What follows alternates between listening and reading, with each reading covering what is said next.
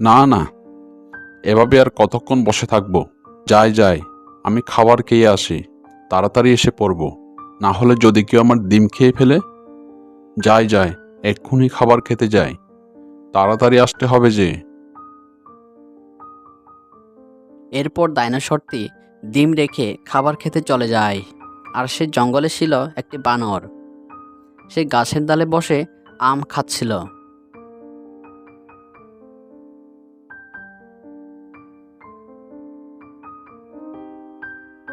বানর ভাই, আমার একটি আম পাড়তে অনেক সময় লাগে। আমার বাসায় অনেকগুলো ডিম, আমার আম পাড়তে অনেক সময় লাগবে। তুমি তো গাছের উপর বসে আসো, আমাকে একগুচ্ছ আম পেড়ে দাও না, আমি তাড়াতাড়ি বাসায় যেতে পারবো। এ বলে তখন স্বার্থপর বানর লাফিয়ে লাফিয়ে সেখান থেকে চলে যায়। কোনো উপায় নেই, এখন এখন আমাকেই আম পাড়তে হবে।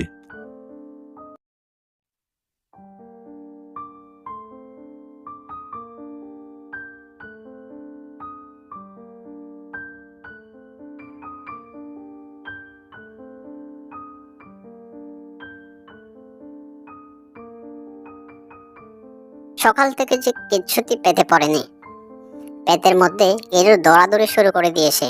কোথায় গেলে যে একটু খাবার পায়, আর একটু এগিয়ে যায়। এখানে তো 4টা বড় বড় ডিম, এগুলো কার ডিম? যার ডিম হোক, পেটের মধ্যে চালান করে দিতে হবে, নইলে যে ইঁদুরগুলো পেটের নাড়িভুড়ি বের করে দেবে। ডিম খাওয়ার পরে দুষ্টু শিয়াল সেখান থেকে চলে যায়। দুষ্টু আরে আরে, আমার একটি ডিম কোথায় গেল? আমি তো 4টি ডিম রেখেছিলাম। তাহলে কি দুষ্ট শিয়াল আমার বাসায় খোঁজ পেয়েছে আর একটি ডিম খেয়েও ফেলেছে? এরপর ডাইনোসরটি ডিমগুলোর পাশে বসে থাকে। আর সে সময় একটি টুনি পাখি উড়ে যাচ্ছিল। কি গো ডাইনোসর ভাই, এত মনমরা কেন? কোনো সমস্যা হয়েছে কি? ঠিকই ধরেছ টুনি ভাই, আমি 4টি ডিম পেরেছিলাম। আমি কিছুক্ষণের জন্য ডিমগুলো বাসায় রেখে খাবারের খোঁজে বাইরে গিয়েছিলাম। এসে দেখি একটি ডিম নেই। খুবই দুঃখের কথা ভাই, নিশ্চয়ই পাজি শিয়ালের কাজ। সেও আমার সব ডিম খেয়ে পালিয়ে গিয়েছিল। তাহলে তো এই পাজি শিয়াল থেকে শাস্তি দিতেই হবে, না হলে আর অনেকের ডিম খেয়ে ফেলবে। আমার মাথায় একটা বুদ্ধি এসেছে। তোমার ডিম যখন সে একবার খেয়েছে, তাহলে সে আবার আসবে তোমার জন্য অন্য ডিমগুলো খেতে। তাহলে উপায়?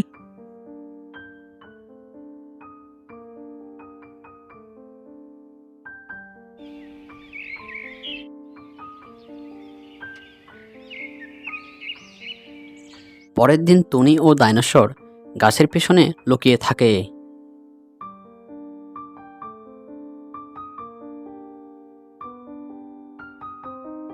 হাত্তিমা তিম তিম, 3টি বড় বড় ডিম। কাল খেয়েছিলাম একটা, আরো আসে 3টা। আজ আরো একটা খাই, তারপর লম্বা একটা ঘুম দেব। শিয়াল যেই না ডিম খেতে যাবে, তখন ওই ডাইনোসর গর্জন করে ওঠে। এই বেটা পাজি শিয়াল, আমার ডিম খাওয়া। আজ যদি তোর ল্যাস না খাতি না, তাহলে আমার নামও ডাইনোসর না। শিয়াল ডাইনোসরের গর্জন শুনে পালাতে যায়। তখনই ডাইনোসর তার ল্যাজ দিয়ে শিয়ালকে আঘাত করে। এতে শিয়ালটি অনেক দূরে গিয়ে পড়ে। এই টুনি, তাড়াতাড়ি ছুরিটা নিয়ে আয়। ছুরিটা নিয়ে শিয়ালের ল্যাসটা কেটে ফেল, তারপর ব্যথা বুঝবে ঠেলা। তখন টুনি একটা ধারালো ছুরি নিয়ে শিয়ালের ল্যাজটা কেটে ফেলে।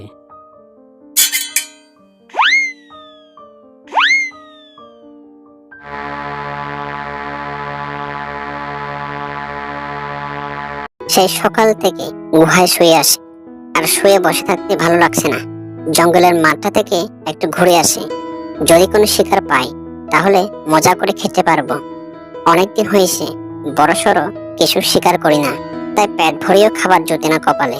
আজ দেখি বড়সড় কিছু শিকার করতে পারি কিনা।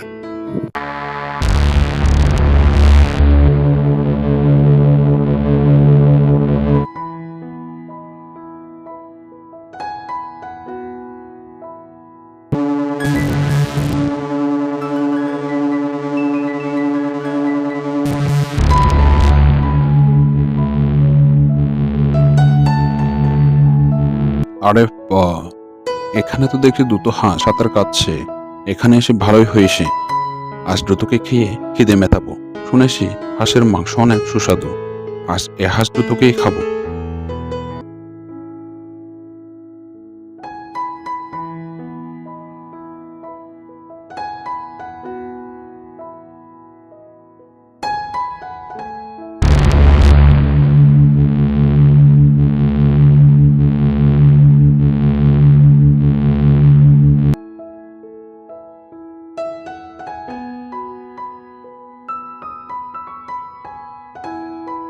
পাজি শিয়াল, তোর এত বড় সাহস আমাকে ভয় দেখাস?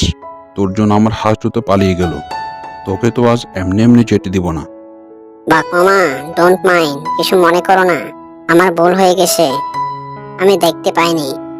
তোর কি চোখ অন্ধ নাকি? এত বড় একটা বাঘকে দেখতে পেলি না? এসব বোকার মতো কথা বলে আমাকে বোকা বানাতে পারবি না। তোকে আজ আমি ছাড়বো না।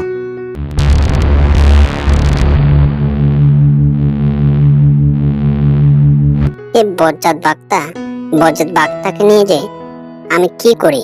এমনি এমনি আমায় মারলো, মেরে একেবারে হাড্ডিগুলি বের করে দিল। এ বজ্জাত পাজি শিয়াল, কি বললি?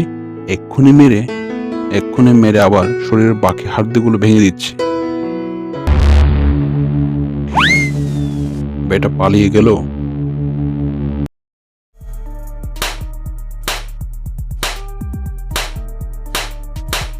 আরে মামা, করছো কি? পড়ে যাবো তো।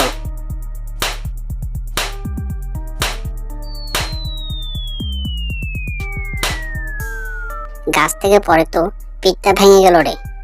মেরে ফেলবি নাকি?